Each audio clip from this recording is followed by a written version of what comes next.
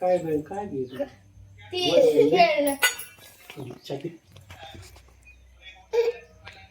किती चहा म्हणे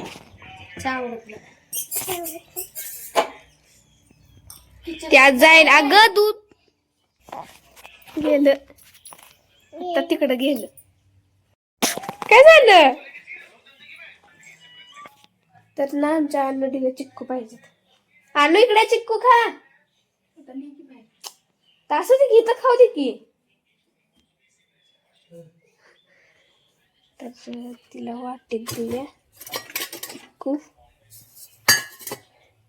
तर मांजर गेलं म्हणून आणू लागलं रडायला. तर म्हणून म्हणे तिला चिक्कू दे.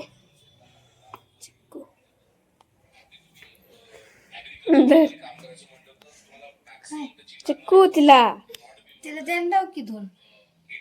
ए दे धुवायचं काय मग म्हणते धु. तिला खाताना तोंडात जाणार की तर आता चिक्कू देऊयात आपण. तर हे बघा खूप असं वारं सुटलं. आभाळ पण खूप आलंय. आता पाऊस येण्याची शक्यता आहे. खूप असं वारं सुटले. आभाळ बघा खूप असं आभाळ आले. असं भरले. बाहेरचं दाखवते.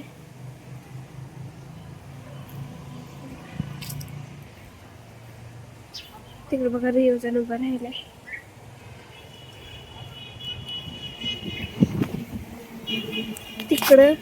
तिकडच्या साईडला जरा जास्त आहे आभाळ. तिकडं ब्लॅक कलर दिसते.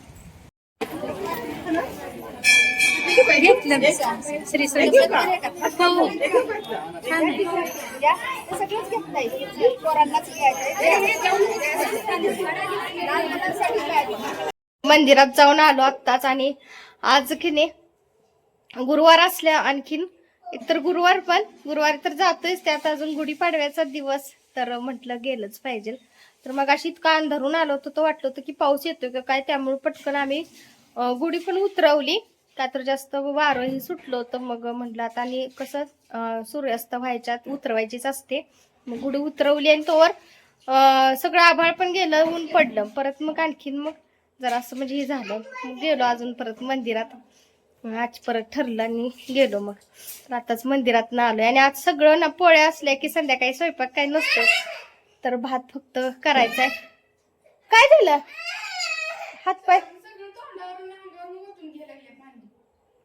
हातपाय धुवायचं चालू आहे. पडलीच ती रिओचा धक्का लागला. ती पडली कसली जोरात ना. सगळं कपडे घाण केलेत.